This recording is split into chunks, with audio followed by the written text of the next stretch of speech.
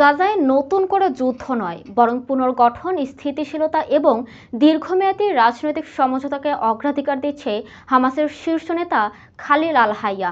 আশারক আল আওসাদ এর প্রতিবেদনে বলা হয়েছে, আল হাইয়া ইসরায়েলের সঙ্গে নতুন সামরিক সংঘাতে জড়ানোর পরিবর্তে একটি সমন্বিত রাজনৈতিক সমাধানের পক্ষে কাজ করছেন। এ লক্ষ্য বাস্তবায়নে তিনি মিশর, কাতার, তুরস্ক, ইরান এবং ফিলিস্তিনি কর্তৃপক্ষের মধ্যস্থতাকারীদের সঙ্গে ধারাবাহিক যোগাযোগ চালিয়ে যাচ্ছেন। এছাড়া ট্রাম্প নেতৃত্বাধীন শান্তি বোর্ডের প্রধান এবং ইউরোপ, রাশিয়া ও যুক্তরাষ্ট্রের বিভিন্ন কর্মকর্তার সঙ্গেও আলোচনা করেছেন বলে প্রতিবেদনে উল্লেখ করা হয়েছে।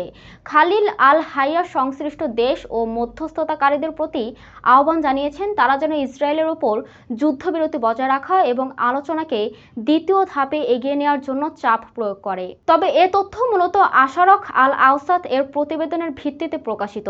সংশ্লিষ্ট পক্ষগুলোর পক্ষ থেকে এ বিষয়ে আনুষ্ঠানিক প্রতিক্রিয়া এখনো প্রকাশিত হয়নি।